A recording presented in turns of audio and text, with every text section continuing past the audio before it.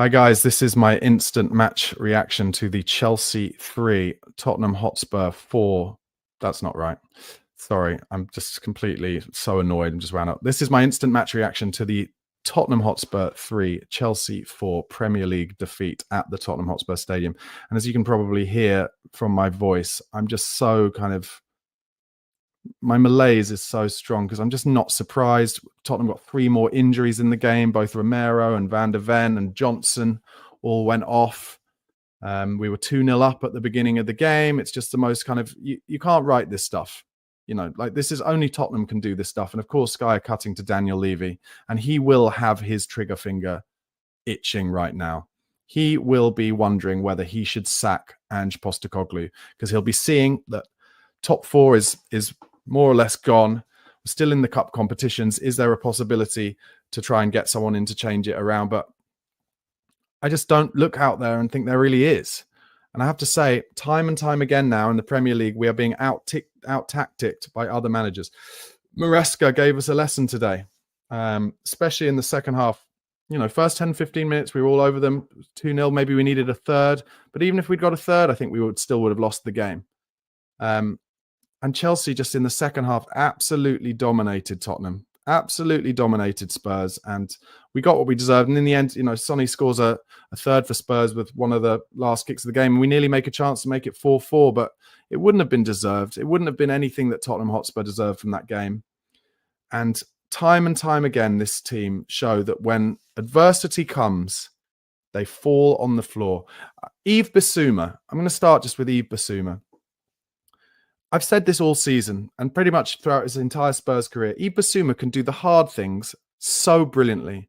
But when it comes to the easy things, he's an idiot. Like, he's a complete idiot. And I'll give you the perfect example. The penalty he gave away, he had intercepted a ball on the halfway line, and all he has to do is play an easy 5-yard ball to someone. But instead, he tries to take it around a man. He loses the ball. They run at our back line, and we end up somehow getting bodies in the way. And then from nowhere, Bissouma comes sprinting into the box and takes out their player, and it's a penalty.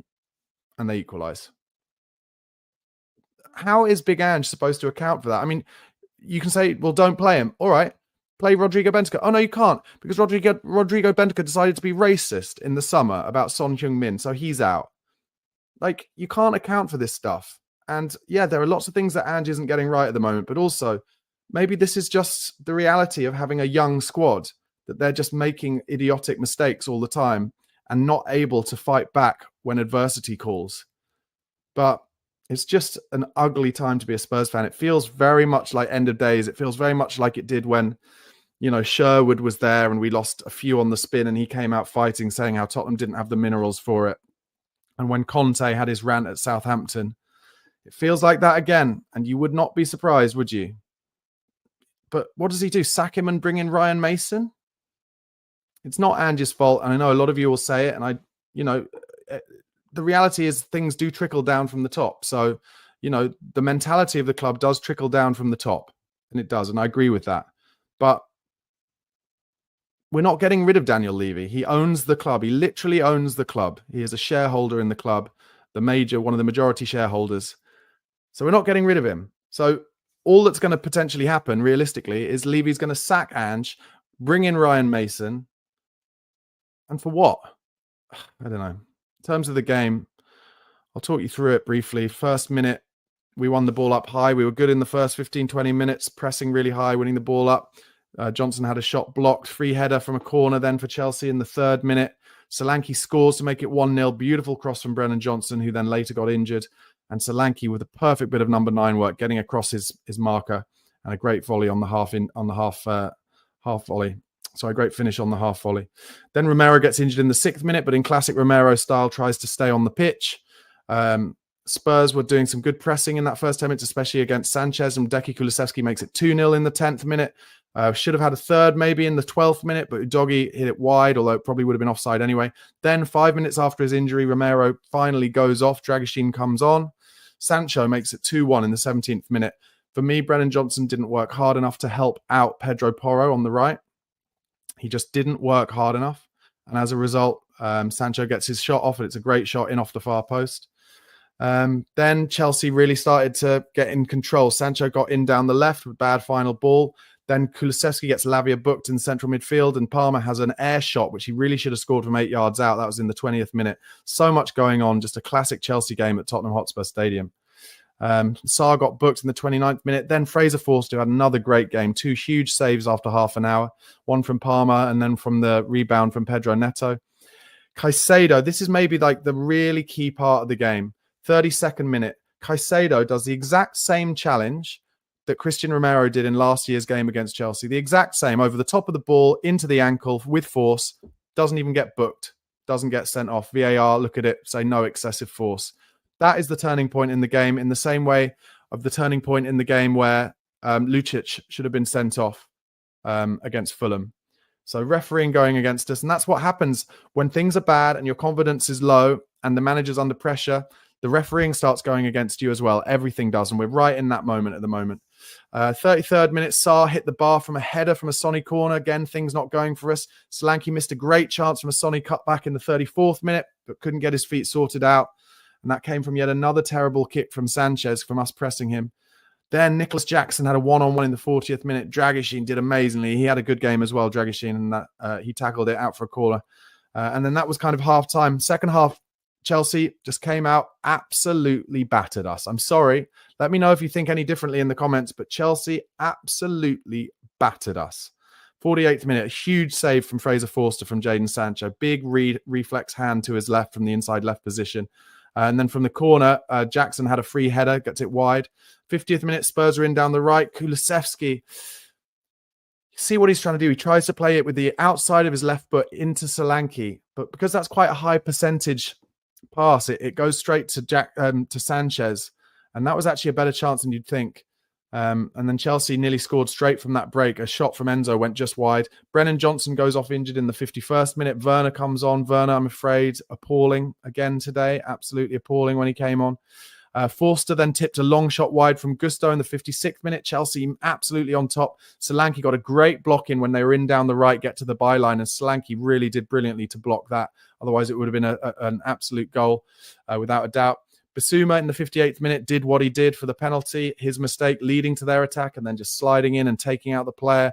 2-2. Palmer scores the penalty, sending Forster the wrong way. 67th minute, and Spurs had their best chance. Should have made it 3-2. Son Heung-min one-on-one. Would have been a controversial one because Udogie was definitely offside and interfering with play, but the ref didn't call it back. And Son basically has a one-on-one from the inside left position, hits it wide. And that, for me, I'm sorry, it just shows that Sonny is slightly off it at the moment. He's lost something because his finishing was always what he was absolutely elite at, but that's gone as well at the moment. 69th minute, Chelsea player kind of being professional, just throwing himself to the ground in the box when we had a chance. That was Colwill. Free header from Van der Ven just behind him from a Porro free kick in the 70th minute. Then Chelsea go 3-2 up in the 73rd minute. Palmer beats about 4 players in the box. Spurs unwilling to tackle him, and the ball breaks to Fernandes, volleys in beautifully. I hate to say it, but it was a great finish. Could have been more. Could have been 4-2 in the 76th minute. Great defending from Porro to stop Sancho. Then Van der Ven gets injured in the 77th minute, as if life couldn't get any worse. Sarr then gives away an absolutely ridiculous penalty in the 82nd minute. Palmer dinks it, taking the piss out of us. 4-2. Solanke had a good chance in the 89th minute, blocked. Then Maddison over the bar in added time, and a good save from Sanchez from Sonny. And then Sonny made it 4-3 from the Maddison cutback, but it was too little, too late. And I'm sorry, guys, but I really don't have a lot of positivity to say. I really don't, and I really fear for Big Ange Postecoglou at this point. I fear for him after this game. I think he might get sacked, but I definitely fear for him if he doesn't get sacked before Rangers, and if he loses to Rangers and he loses to Southampton, who we have next in the league, it will be the end of Ange Postecoglou. And just, listening to the co-commentary today from Jamie Carragher, and he's talking about, the same way that they used to talk about Marcelo Bielsa, so beautiful to watch at Leeds, but you can't play that way in the Premier League. Well, I'll tell you this, Jamie Carragher, he didn't play that way today. Tottenham conceded all the possession to Chelsea. And the reality is, it was just absolutely woeful decision-making at times from Tottenham. Absolutely appalling. And yeah, it's a young squad, and when it's going well, you're like, it's a young, hungry squad. It's great to watch, but now it's not going well, and it's really hard to see how these results are going to turn around. Because even when it went 2-0 up today, I didn't celebrate because I knew what was coming. We're a Jekyll and Hyde team. We're a basket case team, and there's not a lot going for it. There really wasn't a lot going for it. Chelsea looked dangerous on the transition from the start, and you just didn't fancy that Spurs had what it took mentally to keep it to keep us winning, and that proved to be the case. It's really hard, and it always happens against Chelsea, and Chelsea just laugh at us. Chelsea fans just laugh at us. 3-point lane, all of that stuff, and it's over and over again. And listen, yes, we're in the middle of a painful rebuild. Things are difficult. We are still in the cup competitions. Don't forget, a lot of people said in pre-season, I don't care about the league this season. I just want us to win a cup. The problem I have is, can you really see us getting to a cup semi-final or a cup final and then making good decisions or having the mentality to find ways to win those games? Whenever we go down in games, we don't have what it takes to get it back. We never, ever do. When we face adversity, we crumble. And so it's really, really incredibly difficult for me to see how it's possible that we are going to win a trophy. And therefore, that whole thing of, I don't care what happens in the league this season. Well, not only is that not the case because everybody really does care, but also the reality is this could end up being a really horrible season where we come like 12th or 13th or worse and don't win a trophy. And yeah, really horrible, horrible times. Anyway, that's been my instant match reaction.